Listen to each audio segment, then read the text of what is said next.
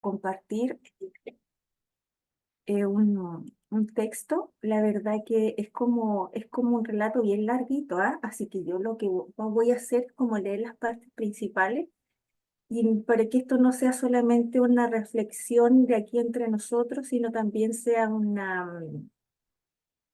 aliciente, una provocación para que después también cada uno lo pueda leer en todas las traducciones posibles, que eso también ayuda mucho. Y con ciertas inquietudes y con ciertas preguntas también que vamos a ir planteando y vamos a ir viendo a través de la lectura, que por supuesto no tienen respuestas exactas ni encuadradas, sino más bien que nos invitan a eso, a la reflexión, a continuar ahí hablando y conversando sobre estos temas. Bien, yo voy a leer Marcos, capítulo 9 para que ahí todos nos podamos acompañar a la lectura bíblica. Saquen sus Biblias, sus celulares, en el computador o donde sea. Como les comentaba, voy a estar con harta agüita porque espero que la garganta me acompañe. Ya, Marcos capítulo 9, primero voy a leer del verso 2 al 7 y luego voy a leer una partecita más larga que va a ser del 14 al 27. Y ahí en la reflexión voy a señalar algunos puntos importantes también para no ampliarme mucho.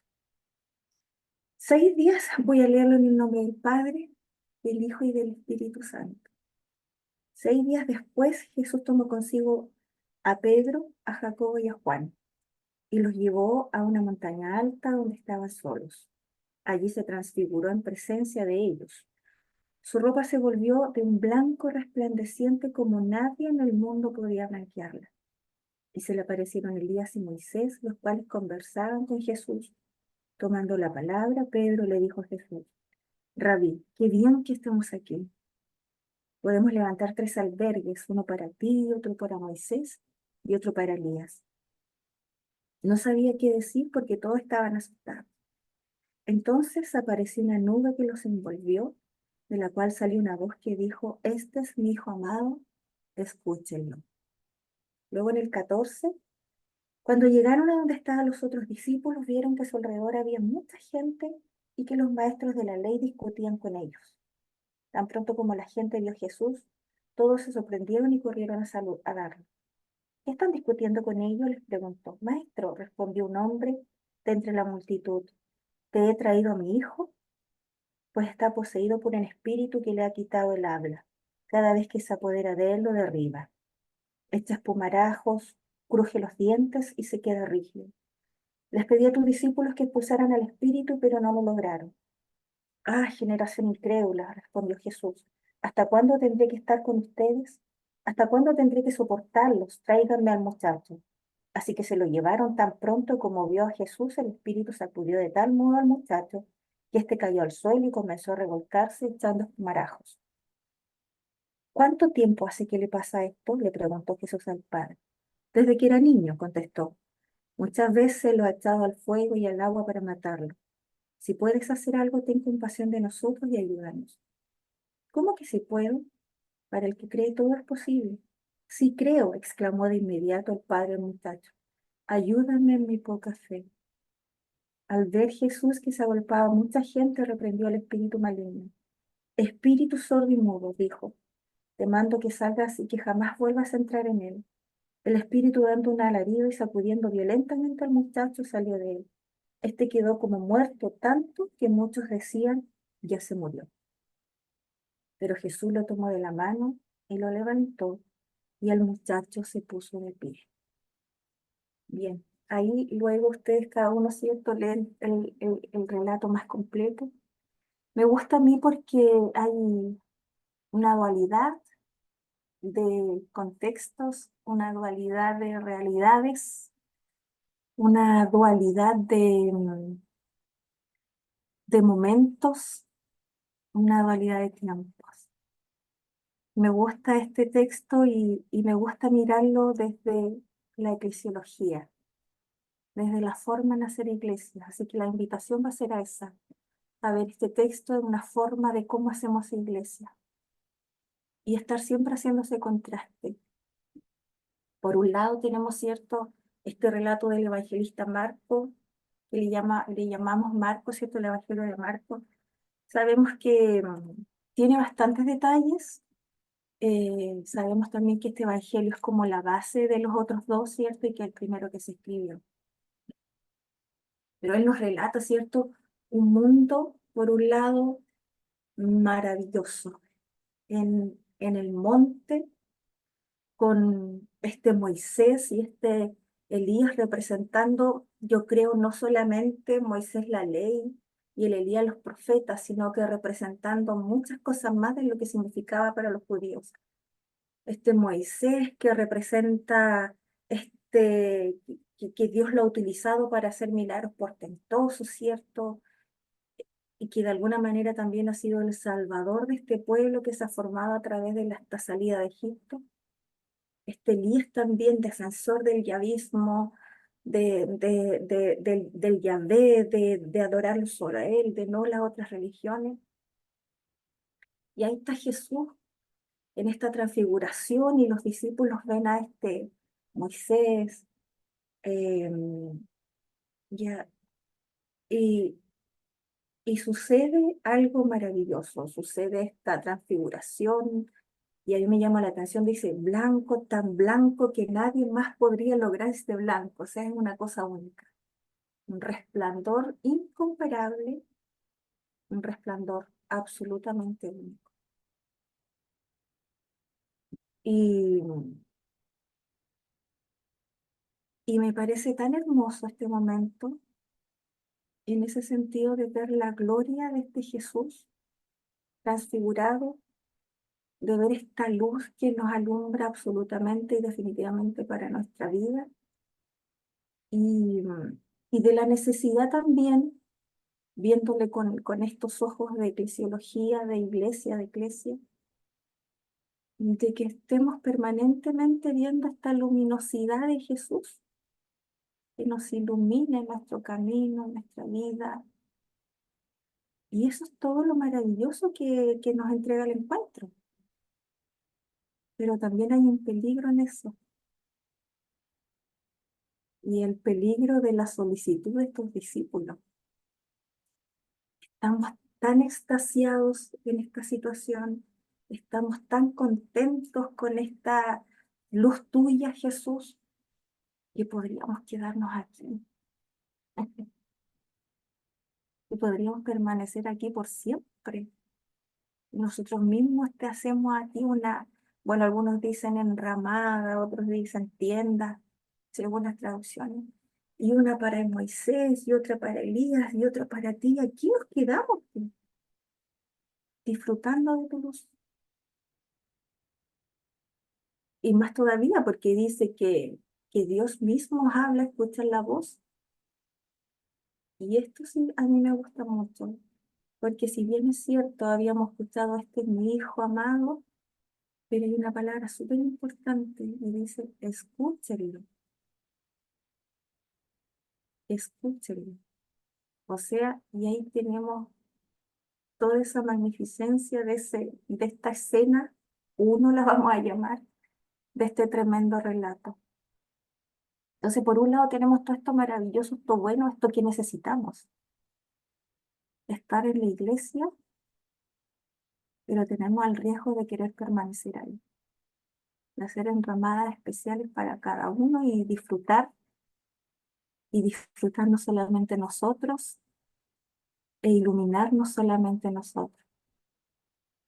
Pero este Jesús que está disfrutando de esto, de, de que se ve su resplandor, que se ve sus vestiduras tan blancas, que es reconocido por esta voz y a quien hay que escuchar, o sea, súper validado, no se quiere quedar ahí. Y a pesar de todo esto bonito que está viviendo, él se da cuenta que en otro lado está la no presencia de él. En otro lado no hay luminosidad y en el otro lado no hay cosas portentosas, buenas, positivas, que es en el valle. o que es bajo el monte, bajando ese monte, o que es en la comunidad, o que es en la gente que está afuera esperando algo. Y el mismo texto nos lleva hacia allá, pues nos dice que ellos bajaron y, y se encuentra con este panorama entre diferentes personajes, ¿cierto? Un padre absolutamente angustiado que acudió, que fue a donde Jesús, pero como Jesús no estaba, ahí está hablando y resulta que no ha recibido nada aún. Sigue con la misma carencia, con la misma tristeza, con la misma pena con la que llegó. Y el texto nos dice, la narrativa nos dice que estaban, cuando viene Jesús bajando este monte con los tres discípulos, dice que hay una multitud, mucha gente están discutiendo con los escribas, con los maestros de la ley, están discutiendo, ¿y qué es lo que pasa? Dice él. Y aparece este hombre y le dice, lo que pasa es esto, pasa que he venido a ti en busca de ayuda, pero nadie me ha podido ayudar.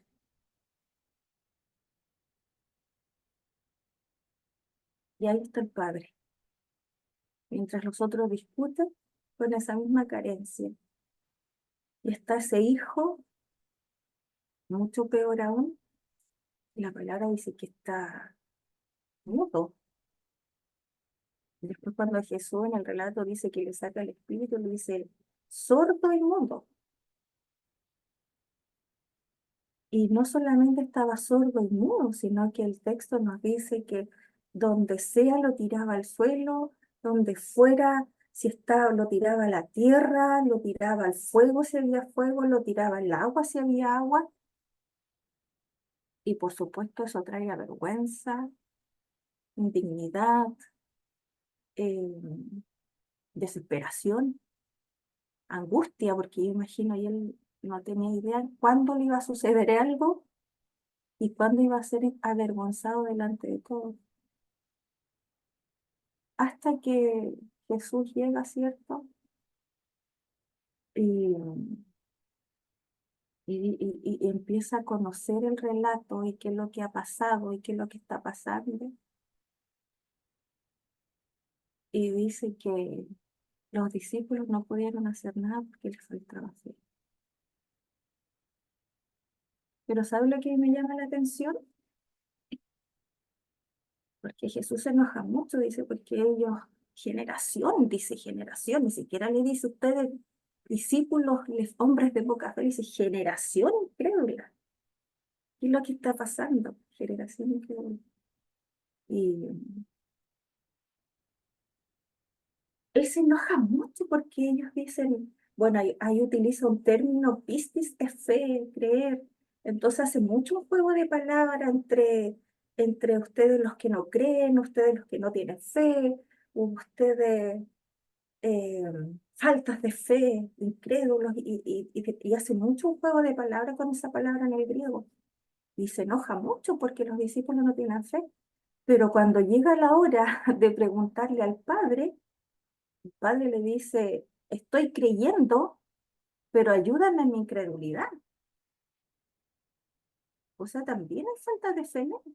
Pero la reacción de Jesús no es la misma. No es la misma la reacción de Jesús frente a los incrédulos discípulos y frente a los incrédulos padres. Jesús le dice, pero ¿cómo? Si es que puedo, por supuesto que puedo, le dice. Al contrario, recibe una respuesta positiva. Por supuesto que puedo, le dice. Si para el que cree todo es posible. Y ahí cambian las cosas. El cambio es radical.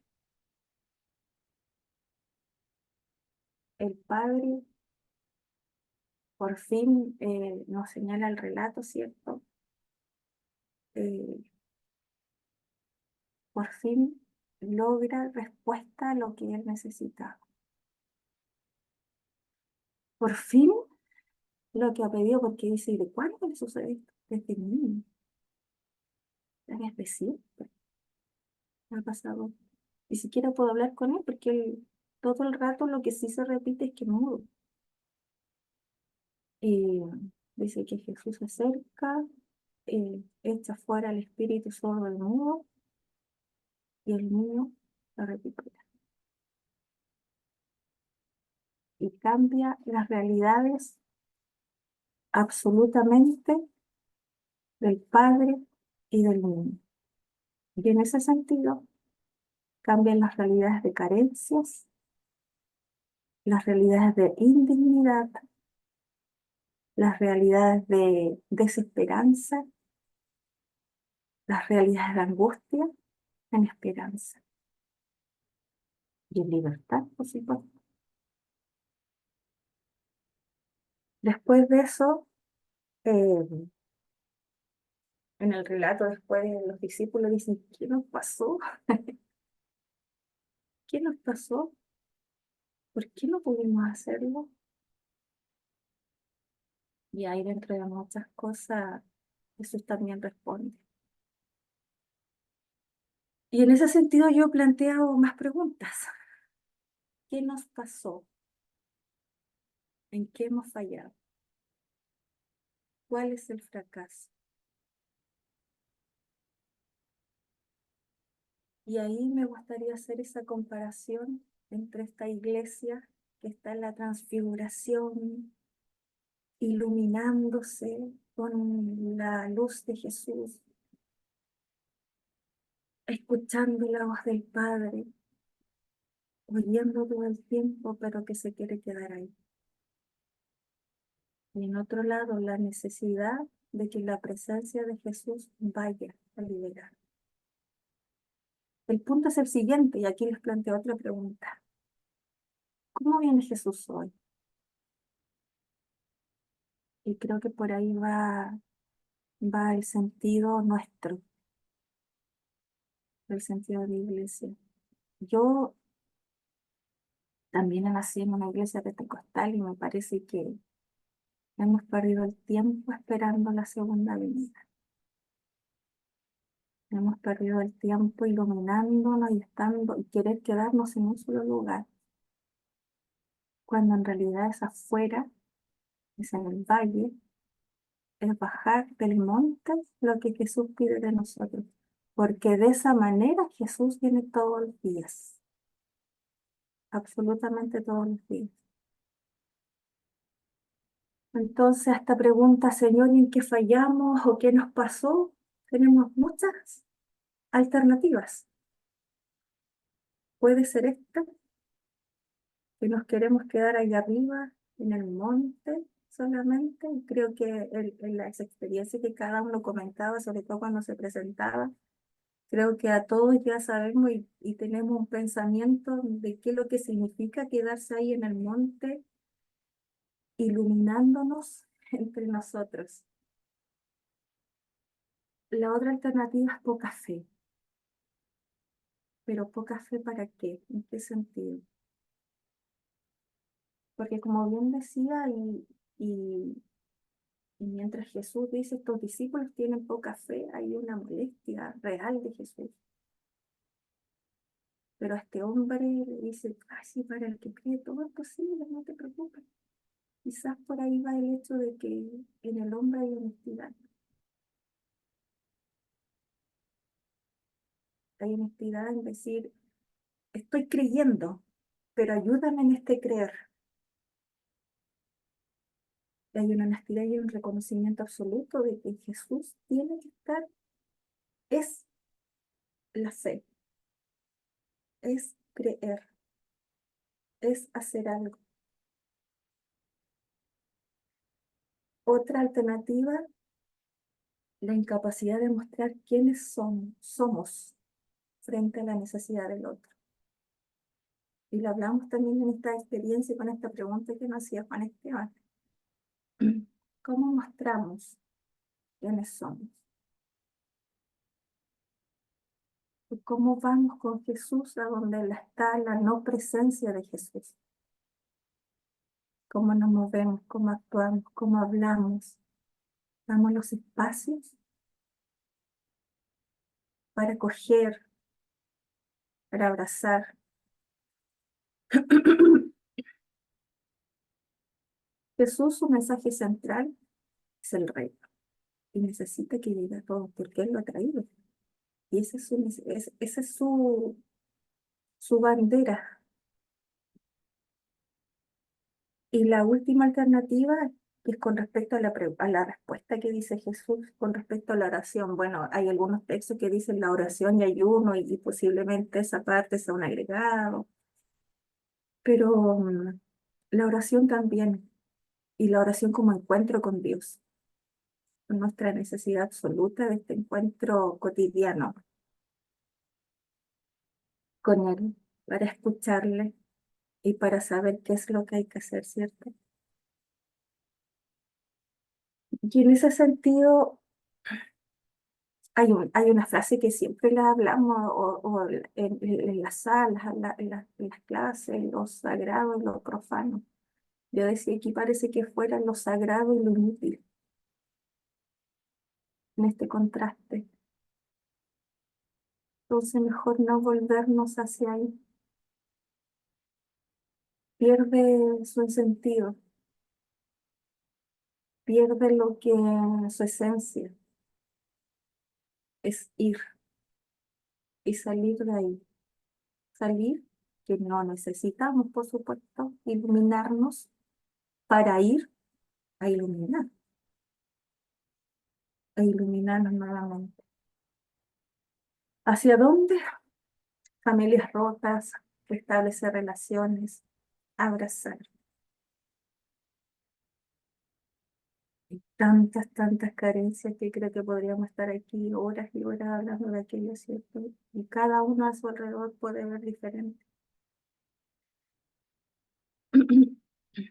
Y para terminar ya, dos cosas finales que me gustaría, a mí siempre me gusta volver como al texto y a las palabras. Lo primero, eh, esta necesidad de nosotros de reencontrarnos y de hacer iglesia, como esta primera escena. En el capítulo 9 en el versículo 7 dice que mi hijo, escucharle. Venimos aquí a escucharle, a escuchar atento lo que tienen y también que tenemos que decirnos. Pero el otro contraste con el 9:27, y con esto ya termino. Eh, bueno, el padre cuando cree y quiere, se entrega al servicio del hijo todo el tiempo. Este hijo que estaba sordo, mudo, avergonzado y con todas esas cosas que nosotros nos podemos imaginar, ¿cierto? Pero siempre me ha gustado y frente a este milagro, muchos dicen epiléptico, en ese tiempo las cosas que no tenían explicaciones, todo eran explicado con espíritu, ¿cierto? Todo tenía que ver con algo, eh, cuando no podíamos explicar algo, le dábamos esa respuesta, ¿cierto? Pero a mí me gusta y también esto como desafío, ver todos estos textos de milagros, de expulsar demonios, de sanar lepras, de curar cegueras, más que verlo a Jesús como un taumaturgo o un curandero, más que eso siempre me gusta ver el lado humano. Y en ese sentido me hace sentido lo que dice en el 9:27, que me gustaría leerlo otra vez. A pesar de que todos creen que estaba muerto y que obviamente religiosamente sabemos que era inmundo tocar a un muerto, que todo eso que ya conocemos, ¿cierto? El 27 dice, pero Jesús lo tomó de la mano. Y eso a mí siempre, esa señal en todas estas cosas de milagro y de cosas extraordinarias, lo que más me llama la atención es que Jesús toca. Hay una teóloga española que me gusta escuchar mucho y leer, y le cobra el sentido a este sentido del tacto, dice, porque yo puedo ver sin ser vista, puedo oír sin ser oída, pero no puedo tocar sin ser tocado. Entonces un sentido que me da inmediatamente es un ir y venir. Y eso tiene que ver con la humanidad de Jesús, y que me gusta mucho. Como Él toca al otro, moribundo, con dolor, con enfermedad, cuando quizás nadie lo ha tocado durante mucho tiempo, Jesús va y toca. Con esto de piel, de abrazar, de sentir, de esos abrazos y esos tocarnos que a veces sin palabras están ahí y nos levantan y nos restauran absolutamente. Y hay veces cuando no tenemos palabras, tocamos, abrazamos. Así que ese es otro desafío que les dejo de, de a veces ver estos textos grandes, de cosas extraordinarias, como Jesús toca. Y el sentido humano de eso, el sentido humano de lo que significa. Porque cuando las personas más rechazo sienten, cuando nos alejan. Por lo tanto, cuando más aceptado se siente, es cuando nos acerca. Para terminar, Barth, con respecto el teólogo Barth, con respecto a este mismo texto, y lo voy a leer, dice, confronta él, sí va directamente a la incredulidad de los discípulos, y los discípulos están completamente fuera, a pesar de que están completamente dentro. Están fuera cuando pretenden apoyarse en sus propias fuerzas, pero están dentro cuando se entienden desde la gracia. Eso quería compartir con ustedes hoy día y, y les dejo ahí esas preguntitas y esos desafíos. Que Dios los bendiga, chicos y chicas. Gracias, Juan.